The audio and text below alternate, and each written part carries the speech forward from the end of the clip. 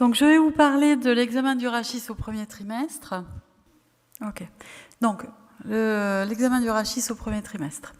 Donc, d'abord, pourquoi regarder le rachis au premier trimestre? D'abord parce que c'est possible. C'est dans les guidelines de l'ISUOC depuis 2013 et la littérature nous vend un dépistage possible dans 60% des cas.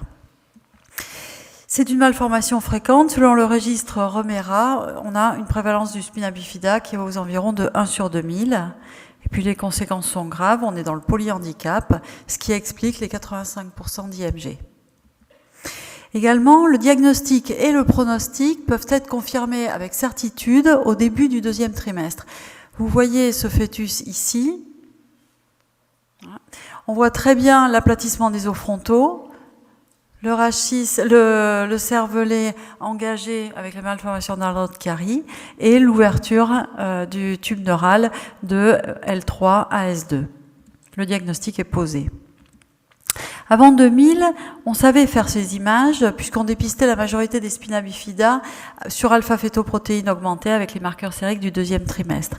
Et vous le voyez sur ce diagramme, l'augmentation du terme de découverte du spina bifida depuis 2010 du fait de l'absence d'alpha-fétoprotéine. Et à partir de 2010 également, les études sur le dépistage précoce du spina bifida se sont multipliées. On peut dire que le dépistage précoce du spina bifida permet une organisation optimale de la prise en charge. En effet, après information sur la pathologie et les différentes alternatives, 85% des couples optent pour une interruption médicale de grossesse. Si un diagnostic précoce a été fait, il n'y aura pas de geste d'arrêt de vie, les mouvements actifs auront été peu ou pas perçus et on peut espérer que psychologiquement, cette interruption médicale de grossesse soit mieux vécue. Si par contre, le couple décide de poursuivre la grossesse, en cas de diagnostic précoce, on pourra donner une information sur le traitement chirurgical percutané in utero de manière non précipitée. Le geste pourra être fait et organisé avant 26 semaines d'aménorrhée et les parents, le couple aura eu accès à un choix serein, éclairé et réfléchi. Donc, nous pensons qu'il y a un réel bénéfice au diagnostic précoce des anomalies rachidiennes. Alors maintenant, comment examiner le rachis? J'ai envie de dire comme à 22, mais on n'est pas à 22. Donc, deux façons d'aborder l'examen du rachis. Les signes indirects, c'est les signes intracérébraux. Vous savez tous que la non-fermeture du tube neural entraîne la bascule postérieure du cerveau et une diminution du diamètre bipariétal. Donc, en mesurant la bip et la clarté nucale, ça vous le faites tous les jours, vous regardez et vous recherchez les signes indirects. Le temps d'examen supplémentaire est très faible. Les signes directs, là, on est au niveau vertébral. Donc, ils sont indispensables pour le diagnostic de spina bifida. Ils nécessitent des coupes qui ne sont actuellement pas réalisées dans le dépistage type CNEOF, dans les 3 plans de l'espace, et c'est sûr, il y a un temps d'apprentissage et un temps d'examen supplémentaire. Alors, tout d'abord, les signes indirects. Vous les connaissez, on a l'aplatissement des os frontaux, les plexus choroïdes qui sont basculés en arrière, la diminution de l'angle frontomaxillaire, un aspect parallèle des pédoncules cérébraux, une distance aqueduc de sylvus occiput qui est diminuée, inférieure à 2 mm, le crash sign qui va aussi avec l'aqueduc de sylvus, c'est que les structures mésencéphaliques sont complètement plaquées contre l'occiput et également l'élargissement du tronc cérébral. Ce que je retiendrai, c'est la non-visualisation du 4e ventricule et ou de la grande citerne et le bip diminué inférieur au centile 5. Donc tout d'abord le bip au centile 5. Un exemple, grâce à cette grossesse gémellaire, je fais cet écho à 12 semaines d'aménorrhée et 5 jours. Le fœtus A a un diamètre bipariétal à 22,6. Le fœtus B a un bip à 19,5, sans que le reste des biométries soit significativement différent. Et là, il faut avoir le réflexe, on regarde le rachis. Et on voit très bien ici, sur cette coupe axiale, la myéloméningocèle. Donc vraiment un message hyper important. Le bip est égal aux dates plus 2 mm, on est content. Si par contre le bip est égal aux dates, et a fortiori si le bip est inférieur aux dates, on ouvre les grands yeux et on file sur le rachis. C'est Jean-Pierre Bernard en 2012 qui nous a dit que les fœtus porteurs de spina bifida avaient un bip plus petit que les fœtus indemnes. Et que si on prenait un seuil inférieur à 5 au centile 5, on pouvait dépister 50% des fœtus malades. Alors si on fait le calcul, centile 5 c'est 5% de la population, ça veut dire qu'on va recontrôler un fœtus sur 20 en sachant que la prévalence est de 1 sur 2000 et si on fait un dépistage de 50%, on va faire un contrôle pour 20 fœtus pour dépister un fœtus porteur de spina bifida sur 4000. Alors c'est sûr, c'est un élément de vigilance qui est extrêmement intéressant, qui est simple, qui est reproductible, mais il faut être plus spécifique. En regardant le 4e ventricule par exemple. Donc on se met sur une coupe sagittale du pôle céphalique et là on va voir une alternance de lignes blanches, de lignes noires. Donc quelles sont ces lignes blanches et les lignes noires? On va prendre celle-là, c'est le tronc cérébral. La ligne blanche derrière, c'est le mur postérieur du tronc cérébral. En dessous, le 4e ventricule, les plexus du 4e ventricule, la grande citerne et ici l'occiput et la mesure de nuque. Il faut prendre, c'est comme au 2e trimestre, à part que le cervelet n'est pas encore développé, c'est les plexus choroïdes qui sont à sa place. Donc, il faut vraiment avoir cette image des 3 lignes, tronc cérébral, 4e ventricule, grande citerne. Alors souvent on dit que c'est sur la nuque, mais par exemple là, ce cliché n'est pas acceptable pour la nuque, et pour autant, on voit très très bien le tronc cérébral, le 4e ventricule et la grande citerne. Également, on peut voir le 4e ventricule en coupe axiale. On retrouve tronc cérébral, V4, grande citerne et nuque. Si on veut aller plus loin, on a les thalamies et les structures mésencéphaliques ici. Tronc cérébral, 4e ventricule, grande citerne. Et la nuque, là, on ne la voit pas. Alors, comment obtenir ce V4 ? On se met en coupe sagittale. C'est un petit peu le même film que Nicolas. Hop là, j'ai fait une bêtise. Voilà, on ouvre bien les yeux. Et à un moment, voilà, on va avoir l'image. Tronc cérébral, 4e ventricule, grande citerne. On l'a ici, l'image arrêtée. Donc vraiment, ces 3 bandes noires, il faut vraiment se les mettre dans l'œil. Ah, ça passe plus. Peut-être que je ne suis pas au bon endroit.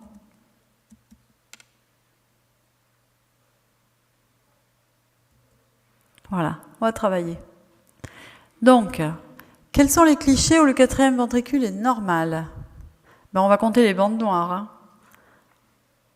Ici, le tronc cérébral, le 4e ventricule, et après, on est sur l'occiput. Il nous manque une... Bon, évidemment, on a la nuque, hein, mais... Donc celui-là était porteur d'un spina bifida. On prend celui-là, toujours pareil, donc là, les structures mésencéphaliques, le tronc cérébral ici, et derrière, rien du tout. Il y a 2 bandes noires. Là, on voit très bien l'élargissement du tronc cérébral, 4e ventricule et rien derrière. Celui-là, tronc cérébral, V4, grande citerne. Bon, là, c'est plus simple, on n'y voit rien. On n'y voit rien. Et là, pareil, on a les 3 bandes noires et ce fœtus n'était pas porteur de spina bifida. Donc vraiment, essayez de se mettre ces images dans la tête. Les signes directs, donc on va se centrer sur le rachis. Dans les 3 plans de l'espace, sagittal, coronal, axial, on va essayer de regarder l'aspect du revêtement cutané et vérifier l'absence de masse surajoutée, type myéloméningocèle. Et ça sera surtout en coupe sagittale et axiale. Également, on va regarder l'alignement régulier des corps vertébraux, l'absence de courbure inhabituelle, l'absence d'écartement des lames postérieures, et ça sera surtout en coupe coronale. Alors, quelques rappels anatomiques que vous connaissez. Donc, vous savez que l'ossification débute en T10, L1, puis se progresse vers le pôle céphalique et le pôle caudal. Vous voyez ces 3 fœtus, 11, 12, 13 semaines. Évidemment, l'ossification est bien plus marquée à 13 semaines. Donc peut-être que pour le début, essayez de chercher ces points d'ossification, les signes directs, sur des fœtus peut-être un petit peu plus âgés que 11 semaines et demie. Mais c'est possible également à 11 semaines d'aménorrhée. Et à 12 semaines d'aménorrhée, 3 vertèbres sacrées doivent être visibles. Les points d'ossification, c'est le corps vertébral et les arcs postérieurs.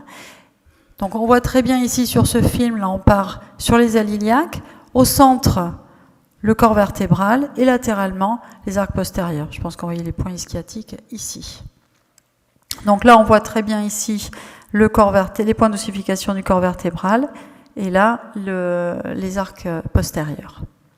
Le code médulaire à ce terme de grossesse n'est pas visible, puis le coccyx on s'en fiche un peu. L'examen du rachis en coupe sagittale, 2 critères. Une coupe sagittale stricte, un revêtement cutané visible. Donc si on commence par la coupe sagittale stricte, cette coupe doit passer par le bourgeon génital. Parfois, on voit le bourgeon génital, l'aile iliaque. Ça veut dire qu'on est un petit peu incliné, mais bon, ça reste acceptable pour la recherche d'une myéloméningocèle. Si par contre, on voit la cuisse, là on est trop parasagittal et le cliché n'est pas correct. On peut voir ce cliché dos en avant ou dos en arrière, tant qu'on a le bourgeon génital et pas de cuisse. Revêtement cutané, deuxième critère, il suffit que le dos soit décollé, c'est la LCC fesse en l'air. Là, on voit très bien qu'il y a la présence de liquide amniotique au niveau du pôle caudal, également ici. Là, par contre, vous imaginez bien que s'il y a une myéloméningocèle, vous allez totalement passer à côté. Donc, l'idée, c'est on se met en sagittal et on va passer d'une cuisse à l'autre. Et il y aura bien un moment où on aura l'image qu'on veut. Ici, par exemple, on va s'arrêter. On repart. Là, c'est bien, il y a la vessie qui est un petit peu remplie, ce qui nous permet d'être encore plus sur un repère sagittal. Alors là, dans ce cas-là, le ciné-loupe est notre ami. Pareil. Là, hop, on y est. Fesses dégagées, bourgeon génital et les 2 cuisses, entre les 2 cuisses, comme pour une LCC bien mesurée, mais les fesses en l'air. Ça passe pas.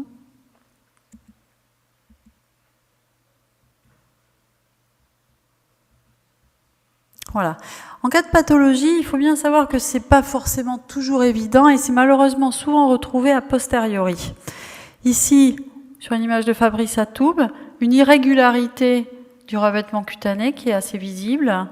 Ici, pareil, quelque chose qui bombe, une image surajoutée au niveau du rachis lombosacré. Là, c'est plus facile, on est d'accord. Cette image, elle semble évidente, et pourtant, c'est une image a posteriori. Et là, on voit très bien une courbure inhabituelle du rachis. Maintenant, l'examen du rachis en coupe coronale. Donc, toujours 2 critères. Coupe coronale stricte, alignement des points d'ossification vertébraux visibles jusqu'au rachis sacré. Donc, si on commence par le critère coupe coronale stricte, donc on suit les vertèbres sur une plus longue distance tant qu'à faire, on le voit très bien ici. Ensuite, on passe aux ailes iliaques, qu'on voit bien ici, on les repère, et là également. Et pour le critère coronal, on va essayer d'aller voir les dernières côtes, ici. Alors là, on ne les voit pas, les dernières côtes, mais je pense qu'on a quand même suffisamment de rachis pour dire que cette coupe est tout à fait acceptable. Par contre, ici, une seule aile iliaque est visible, et donc ce n'est pas acceptable comme cliché. Alors, deuxième critère, l'alignement des points d'ossification vertébraux visibles jusqu'au rachis sacré, et donc au-delà des ailes iliaques. Donc si on prend ce cliché, vous tracez une ligne au bord supérieur des ailes iliaques, et vous regardez s'il y a du rachis dessous. Donc là, on est bon. Là, on est bon, on a les points d'ossification ici. Là, par contre, rien du tout. Donc on n'est pas dans le bon plan où il y a un problème, quoi. Et là, pareil. Là, on voit bien qu'on n'est pas dans le bon plan puisqu'on est au niveau des reins. Donc, on est beaucoup trop en avant. Donc, ces 2 critères ne sont pas valables. Alors, une question importante, c'est quel point d'ossification doit-on voir? Doit-on voir les points d'ossification du corps vertébral qui ne vont pas être forcément modifiés en cas de spina bifida ou les arcs postérieurs? Donc, ici, sur ces 2 clichés, on est sur une coupe très postérieure. On est au niveau des arcs postérieurs. On n'a pas les ailes iliaques, on est en arrière des ailes iliaques. Donc là, effectivement, on voit bien les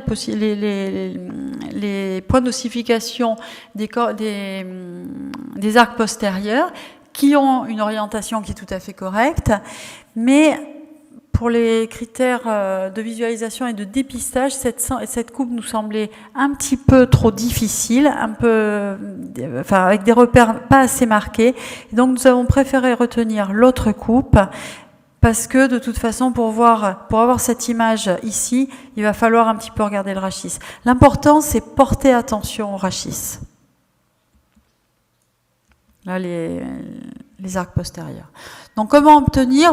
Coupe sagittale. Donc, on déroule un petit peu le rachis, on repère les deux aliliaques, et il y a un moment où on va avoir, là, les arcs postérieurs, on les a bien, hop, et on aura les deux. Également ici. Voilà, on déroule les côtes ici, on se met sur les aliliaques, voilà. Là, le film ralentit, et là, si vous tracez une ligne au bord supérieur des aliliaques, vous aurez du rachis en aval, pardon. On continue sur cette même coupe coronale, on repère les côtes, et au moment de repérer les aliliaques, on voit cette image. Voilà, donc image surajoutée, et ici l'image arrêtée.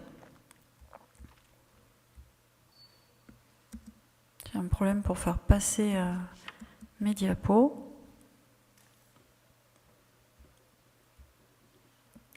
L'examen du rachis dans le plan axial.